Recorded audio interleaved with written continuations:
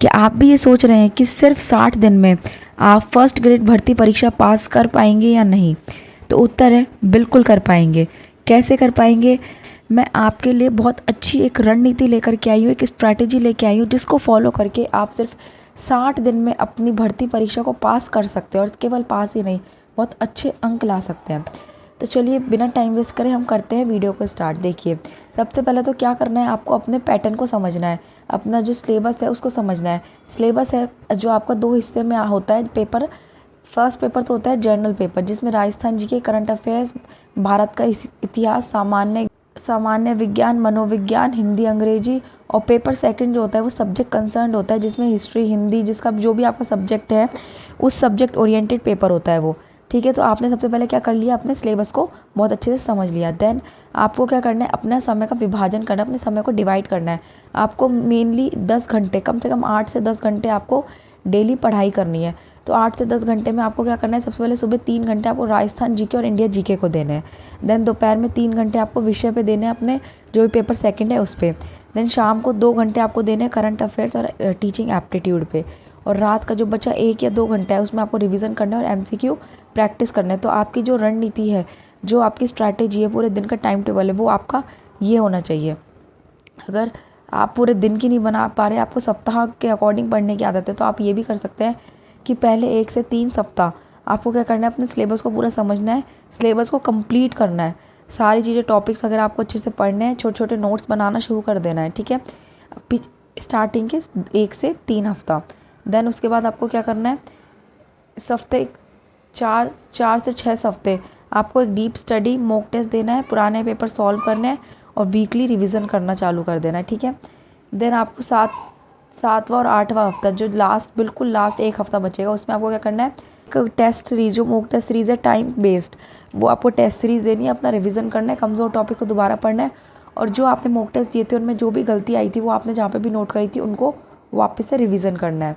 ठीक है, एक बात याद रखना कि लास्ट के हफ्ते में कोई भी नया टॉपिक मत उठाना, जो आपने पढ़ रखा है सिर्फ उनको ही रिवाइज़ करना। ठीक है, देन उसके बाद हम आते हैं नेक्स्ट अपना कि बुक्स कौन कौन सी अपन को यूज़ करनी चाहिए, क्योंकि लास्ट सिर्फ 2 मंथ्स बचे हैं, तो इसमें आपकी बुक्स भी बहुत अच्छी होनी चाहिए, वैल्यूएबल बुक्स होनी चाहिए। तो उसके लिए आपको कौन कौन सी, एक तो राजस्थान जीके के लिए आप लक्ष्य रिकमेंड कर सकते हैं, और राजस्थान अध्ययन आती है डॉक्टर LR भल्ला के द्वारा, एक राजस्थान दर्पण जो कि प्रतियोगिता दर्पण आती है वो। ठीक है, करंट अफेयर आप विज़न या फिर उत्कर्ष की में से कर सकते हैं, या फिर मूमल और आती है एक, मूमल में से कर सकते हैं। ठीक है, ये तीनों आपके करंट अफेयर्स की, इन तीनों में से आप कोई सी भी उठा सकते हैं, तीनों ही बहुत अच्छी हैं। देन टीचिंग एप्टीट्यूड में आपको कहना है अरिहंत और लूसेंट। ठीक है, इनमें से आपको कोई सा भी यूज़ करना है, अरिहंत या फिर लूसेंट। आपको बाल विकास और शिक्षा शास्त्र के लिए NCT आधारित बुक आती है, वो आपको यूज़ करनी है, और शिक्षा मनोविज्ञान के लिए NIOS के नोट्स या फिर अरिहंत की बुक्स। ठीक है, ये आपको यूज़ करना है। देन सब्जेक्ट जो कंसर्ट आता है उसके लिए आपको क्या करना है कि आपकी 11वीं और 12वीं की जो NCERT बुक्स हैं, ठीक है, वो आपको बहुत अच्छे से पढ़नी है। NCERT के बुक्स के साथ साथ आपको यूनिवर्सिटी लेवल की बुक्स पढ़नी है, जो भी आपने अपनी यूनिवर्सिटी में पढ़े हैं, जो टॉपिक्स हैं वो आपको वहाँ से कवर करने हैं। और अगर आप कोई अपनी कोचिंग ले रहे हैं तो उनके नोट्स वगैरह आप वो भी रिकमेंड कर सकते हैं। देन प्रीवियस ईयर पेपर, ये बहुत ज़्यादा ज़रूरी है, तो आपको ये भी सॉल्व करते हुए चलना है। अब मैं आपको कुछ एक ज़रूरी टिप्स देती हूँ जो आपकी तैयारी को और भी अच्छा बनाएगा। इसके लिए क्या करना है, आपको डेली रिवीजन करना है। देखिए, रिवीजन करना बहुत ज़रूरी है, ये नहीं कि पढ़ लिया और छोड़ दिया, जो भी आपने पढ़ा है उसका डेली रिवीजन होना चाहिए। आगे जो भी पढ़े उसको ही वापस से उस दिन दोहराएं। मॉक टेस्ट और पुराने पेपर को समयबद्ध हल करें, जो भी जितने भी आपके मॉक टेस्ट और पेपर हैं उनको आपको सॉल्व करना है। नोट्स बनाएं, फर्स्ट और थर्ड हफ्ता जो मैंने बताया 1 से 3 हफ्ता आपको नोट्स, तो वो नोट्स ज़रूर बना लें छोटे छोटे, जो कि 15 दिन के लास्ट का जो हफ्ता है उसमें काम आएंगे रिवीजन करने के। देन स्वास्थ्य का ध्यान रखें, अपना नींद और डाइट अच्छे से ले, ऐसे नहीं कि नींद नहीं ले रहे सिर्फ 2 घंटे सो रहे 3 घंटे, नहीं, नींद भी अच्छे से ले और डाइट भी अच्छी ले।